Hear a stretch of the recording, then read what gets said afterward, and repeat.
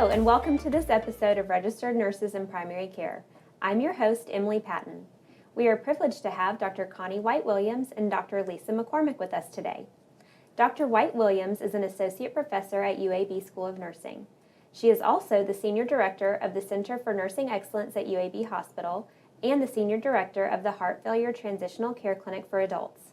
Dr. Lisa McCormick is an associate professor in the Department of Environmental Health Sciences at the UAB School of Public Health, where she is also the associate dean for public health practice.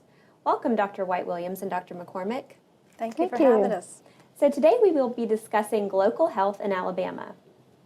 So what is the definition of GLocal? We'll start with you, Dr. White-Williams.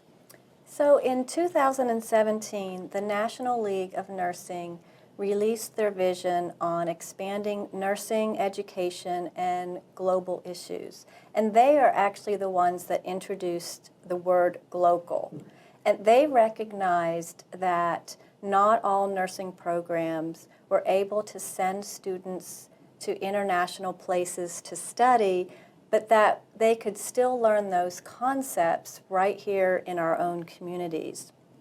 So GLocal really is coining that term global and local together. And they use the concept or the phrase, think globally but act locally. Okay, interesting. Do you have anything to add to that, Dr. McCormick? Well, I think that's it. Thinking globally and acting or serving locally. And, and one other thing that I think about when I hear the term global is thinking about how global health issues are affecting health outcomes here in local communities.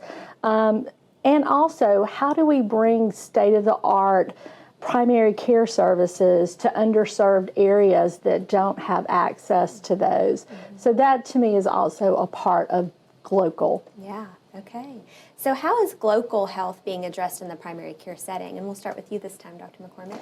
Yeah, so, again, I think it's about transforming healthcare delivery using technology or tech-enabled process platforms with some type of interface like an app or a telemedicine cart, something like that. But and there are many examples of how that's being done here in Alabama today.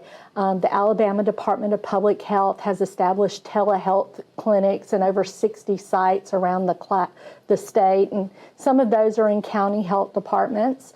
But they're working with partners such as UAB, the University of South Alabama, the Veterans Affairs folks, and even local organizations like Medical Advocacy and Outreach to provide primary care services in remote rural locations that do not have access otherwise. And then there's another local company that was started by a UAB alumnus, PAC Health, and they're using digital health coaching to provide touch points to patients in between primary care visits to make sure they're adhering to whatever advice or taking their medication that the physician has asked them or guided them to do. So I think there's many ways that technology has been used to kind of interact with patients today. Okay. Do you have anything you'd like to add to that? Sure. So another example is the interprofessional collaborative practice and incorporating that into the primary clinic setting where multiple health professionals work together to care for patients. And so they learn how to deal with health issues, the social determinants of health, and the cultural diversity of the patients to help them better serve their own health and to improve their quality of life. Okay. So we've talked a little bit about how technology can be used to help support GLocal Health, but I'd like to hear a little bit more about how you are using technology to enhance that in your practice settings. So can you tell us a little bit about that, Dr. White-Williams? Sure. So we actually are in partnership with UAB Medicine and have started using telemonitoring. Telemonitoring really helps us in our patient population, particularly those who have access to care. And we are monitoring blood pressures and monitoring weights, both of which are very important determinants for heart failure.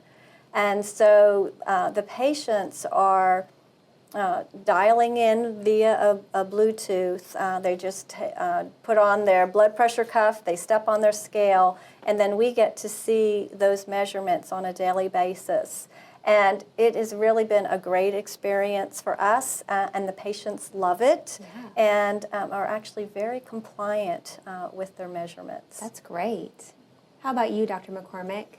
Well, I use GIS a lot, Geographical Information System Mapping, and that's used many different ways in public health to support primary care and improve population health outcomes overall.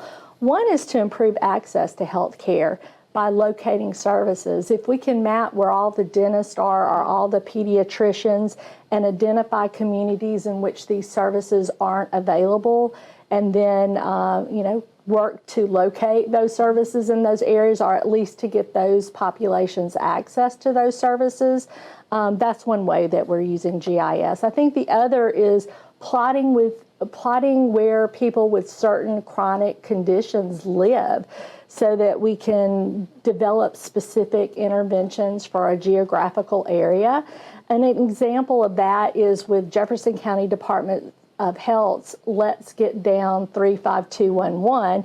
35211 is a zip code here in Jefferson County with the highest number of people living with uncontrolled high blood pressure. And so by knowing that, they've tailored an intervention to go into work with people to manage their blood pressure and to establish other programs to ensure that folks are adhering to medication or have access to the medication that they need. So that's another way that GIS, and I think, a newer way that we're using it is looking at those social determinants of health and why patients don't adhere to the advice that their physicians give them.